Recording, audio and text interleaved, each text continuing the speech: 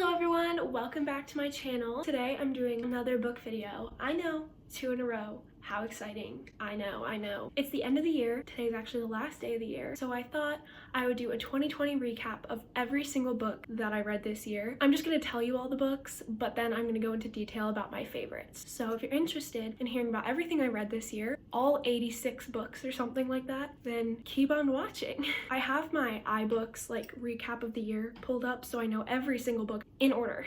Starting off 2020, the first books and series that I read was the Briar series by Elle Kennedy, which I've explained in so many videos, so you can just watch my other videos if you want an in-depth analysis. But I loved this. Yeah, overall, it's the spin-off of Off Campus, which is one of my favorite series, so reading this year, I was so excited. Yeah, I loved this a lot. I promise I'll be explaining my favorite books, but a lot of my favorite ones I read recently, so you're gonna have to deal with me just listing these books right now. Next, I read RoomHate by Penelope, which I've also explained a few videos ago. Just go through my book playlist if you want to hear the description of these books. But yeah, I also really enjoyed this book. Then I read The Truth About Heartbreak and The Truth About Tomorrow by B. Celeste. I rave about these all the time. You know how I feel. I love them. Then I read, this is where everything starts getting real good. I read the Addicted and Calloway Sisters series, ow, by Krista and Becca Ritchie. 10 books in a row. At first, oh no. Anyway, at first I was like, I don't understand the hype. It's like good, but nothing too special. Then I got to the 4th book and I was literally obsessed. It's about 3 different couples, a friend group. If you love the friend group aspect of a book series, you'll love this book, I swear. Especially if you stick with it to the end. Oh my god. The last book in the series, oh my god, the amount of times I cried, laughed, I got so attached. I think about these characters every single day. I've probably explained this in so many videos, but the Addicted / Calloway Sisters series, please give it a chance. It starts off about a couple who both struggle with addiction, but as it goes on, they work through their addictions, their problems. You go into the other couple stories, which I love even more. Oh my god, I just love these characters so much. It's such a developed storyline since it's 10 books and you really feel like you're part of these characters' lives, you're best friends with them, you're in their friend group, all their ups and downs. They become celebrities throughout the series and you get to see that aspect. You get to see the age gap romance, the enemies to lovers romance, the friends to lovers romance. You get it all in this series and it really is the best series I've ever read and I will never stop recommending it. Then I read The Bad Reputation Duet by Krista and Becca Ritchie, which I explained in my last video, and it's just the follow-up series to the Addicted series. So technically there's 12 books in the series, but these are about a new couple that I also love. And I'm sure you've all heard me rave about this book enough, but next I read Ugly Love by Colleen Hoover, which quickly became my favorite book of all time. There's a few that are tied with it, but this is definitely my favorite. So many, so many of you guys have DM'd me that you've read it, and not a single person has told me they didn't like it. So I'll just explain it, why not? Because it was definitely one of my favorites, even though I've explained it previously. But it is an alternating point of view from when Miles, the main boy character, fell in love for the first time, and then alternates to a girl falling in love with him like 10 years later, I think, except now he's all closed off and reserved and refuses to fall in love. And you get to see why, what happened in his past relationship. It is so heartbreaking. It literally hurts to think about. Colleen Hoover plot twists always make me cry, but especially this book. The new love story is so beautiful, like him getting through his problems, and it's just so good.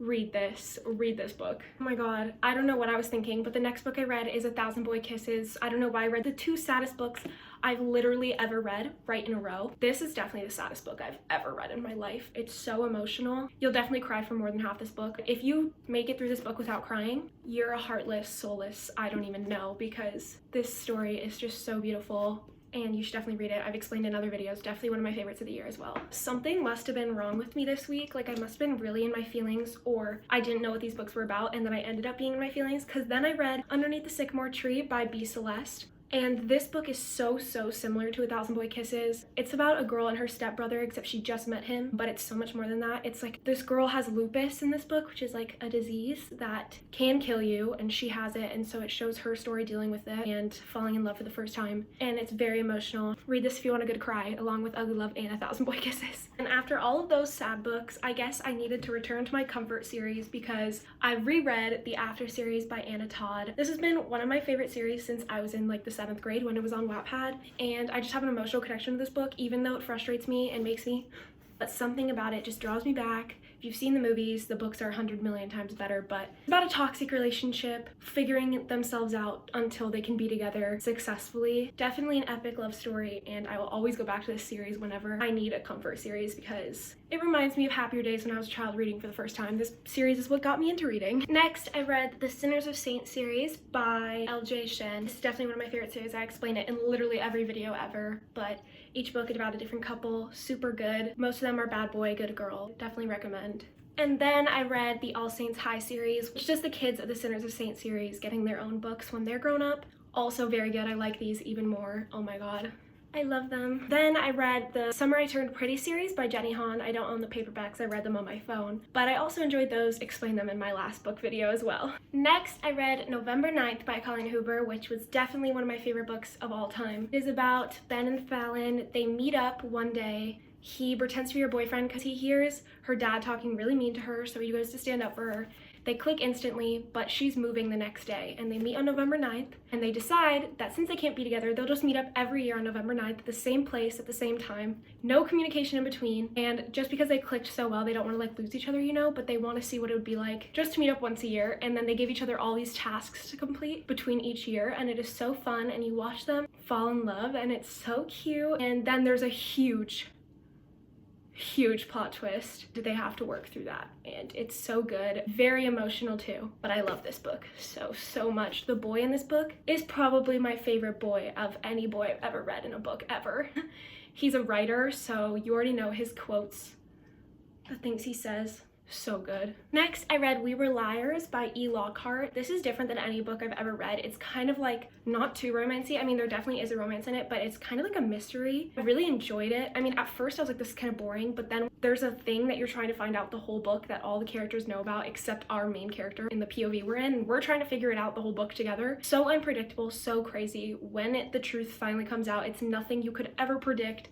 I know this book is always trending everywhere on TikTok because it's that insane, but like cry for days after reading it. I was literally mind blown. I cried too. I had chills on my whole body. This book is crazy. Not really that much of a romance. I still really highly suggest it. Then I read All Your Perfects by Colleen Hoover. Again, one of the best books I've ever read. Probably in my top 3 favorites of all time. So good and so sad. This book alternates point of view. It's very similar to Ugly Love in the point of view kind of sense, where it alternates from the past to the present. Chapters alternate from when the couple first meets and they're falling in love and it's like an epic love story and they're so in love, and then next chapter will alternate to them in the present, which is when they're married, struggling with infertility, and their marriage is kind of falling apart. So it's so heart-wrenching because you're watching them fall in love, and then you skip to the next chapter and you're watching them fall out of love, and you're like, guys, remember how in love with each other that you were? Like, please. This book is so good. I just couldn't recommend it enough. Read this book. It is so good. The ending, or like the last few chapters, wow. It does have like a happy ending. I know a lot of people ask me that, and I know it's kind of a spoiler, but I know that description makes it seem like it won't have an happy ending, and that turns a lot of people off, but it does. Read this book.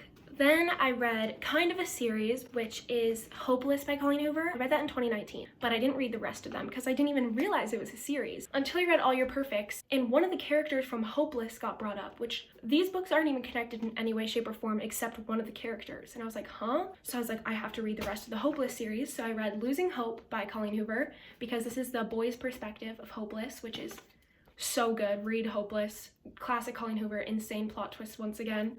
Losing Hope is just the boy's perspective, which I loved getting his perspective on the whole thing. This book is crazy, insane, like a cute romance, but then you find out something so like, what? Mind-blowing. And then after this book, there's Finding Cinderella, which is about another character from the Hopeless books. And then there's Finding Perfect, which connects All Your Perfects to Hopeless. And the way that they connect is so beautiful. Like, my god, once you read All Your Perfects, read Hopeless and the entire series. Wow. Colleen Hoover's a genius. The next book I read was Bared to You by Sylvia Day, which is the first book in the Crossfire series, which I heard is very similar to 50 Shades of Grey, so I was like, I'll give it a try. I read the first book and I never ended up going back to it, but I did enjoy it, so I'll probably go back to it in 2021. Then I read Sweet Temptation, which was the first Mafia book I ever read, which I also enjoyed, and I explained that in a past video as well. Then I read the Kings of Rittenhouse series by Maya Hughes. 5 couples, hockey romances. Loved this. One of my favorite series of 2020. Then I read A Piece of My Heart by Tegan Hunter, which I explained in my Friends to Lovers video, as well as A Love Letter to Whiskey by Candy Steiner, which I also explained in my Friends to Lovers video. Then I read one of my favorite books of the year again, The Hating Game by Sally Thorne. Incredible. I explained this in my Enemies to Lovers video. I love this book. It's becoming a movie. It's coming out hopefully in 2021. Lucy Hale is playing the main character, and this is just one of the best Enemies to Lovers I've ever read. Workplace romance, and it's Sunshine Girl, serious boy. So good. And then after reading that, I was like, I need to read all the rest of this author's books because they're incredible. But she only had one more, and that's 99% Mine by Sally Thorne I read, and this is Brother's Best Friend. I also explained this in my video, so you could go watch that. Then a book similar to that, I read The Unhoneymooners by Christina Lauren. I loved this book. This is one of my favorites now. I'm just gonna explain this book. I don't think I've explained it in a video, but it's about this girl named Olive. Her twin sister's getting married, and she hates the groom's brother so much. She just hates him. She thinks he hates her. They have like this weird rivalry, and then everyone at her sister's wedding gets sick except for the two of them, and they end up having to take the sister's honeymoon. They go on their honeymoon together even though they hate each other, and it's just so good. The tension in this book, the romance, the banter. I literally laughed out loud while reading this book so many times, which I never do. But yeah, it's actually genuinely funny. I really liked this book, and I know a lot of people have already read it. It's been on my TBR forever, and I finally read it, and I'm so glad I did. Definitely one of the best books I read this year. Then I read Playing for Keeps by Kendall Ryan, which was Brother's Best Friend.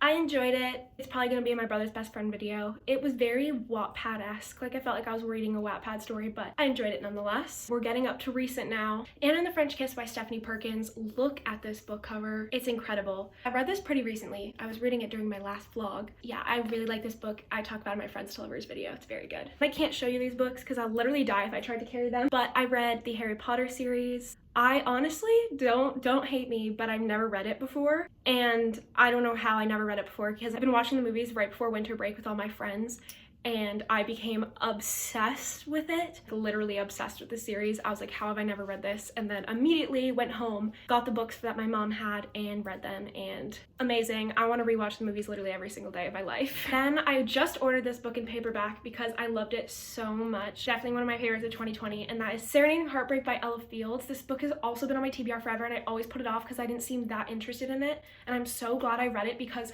holy shit, it is so good. It is a love triangle, which I've never really read a good, well-done love triangle before where I never knew who she was gonna end up with. It's her and two boys. One's her brother's best friend. She had a crush on her whole life, and one she meets in college. She's genuinely in love with both of them, and it does get frustrating at times, but I loved both of the boys so much. Let me explain the boys. The brother's best friend that she's known since they were in high school, they had like this little secret forbidden romance, and then he goes on tour with his band and she doesn't see him for a year and he completely cuts her off. She notices he starts drinking and he just changes a lot, and she still loves him so much, but she's like, I need to move on. There's another boy in college and falls for him. He's so charming, and like I was even like, oh, I thought I couldn't love brother's best friend. I thought I shipped her with him, but now that I read this, like, this new guy's perfect. Like, I shipped them, and then I would go back and forth, and I couldn't make a decision. This was a book I could not predict. I never had any idea where it was going. I didn't know who she was gonna end up with.